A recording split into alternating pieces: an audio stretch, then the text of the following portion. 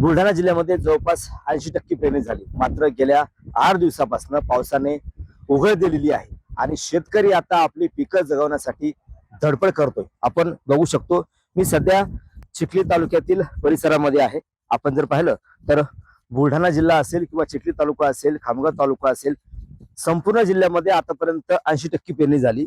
मात्र पाऊस नसल्यामुळं 20% शेतकऱ्यांची पेरणी रखडलेली आहे आणि ज्या शेतकऱ्यांनी आपल्या शेतामध्ये पेरणी केली आहे तो शेतकरी आता आपली पिकं जगवण्यासाठी धडपड करतोय. ज्या शेतकऱ्यांनी गेल्या या 4 ते 5 दिवसामध्ये पेरणी केलेली आहे त्या शेतकऱ्यांचा जीव सुद्धा आता टांगणीला लागलेला आहे, कारण की पाऊस 8 दिवसापासून उघडलेला आहे. सध्या पावसाचा एक थेंबही जिल्ह्यामध्ये पडताना दिसत नाहीये आणि पिकं जी आहेत ती कोमेजून चालली आहे. उन्हाळ्यासारखं ऊन तापतंय. आपण जर पाहिलं तर मागील उन्हाळ्यामध्ये सुद्धा जवळपास 45 डिग्री सेल्सिअस पर्यंत तापमान गेलं होतं.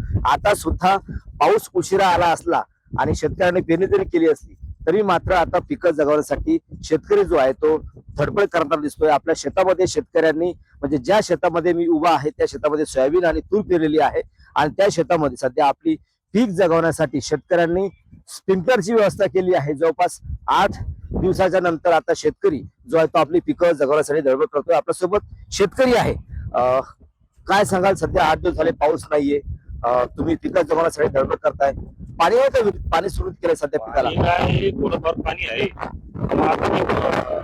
गिरणीची उशिरा झाल्यामुळं ते थोडंफार आता ते जगवत काय 1-2 घंटा चालले असं फिरो फारो करणं.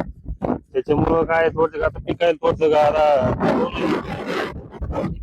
सध्या पाऊस झाला पाणी जिरलंच नाही, काही पडत नाही शिल्लक. आता जे आहे ते विहीर येतं साचवलं फिरवून. नक्कीच. जोपर्यंत विहिरीमध्ये पाणी आहे तोपर्यंत शेतकरी आपल्या पिकांना पाणी देणार आहे, कारण की सध्या पाऊस उघडलेला आहे, ऊन तापतं आहे. मात्र पिकांना जगवण्यासाठी शेतकरी आता धडपड करताना आपल्याला दिसत आहे. कॅमेरामन निलेश देशमुखसह गणेश सोळंकी, TV9 मराठी, बुलढाणा.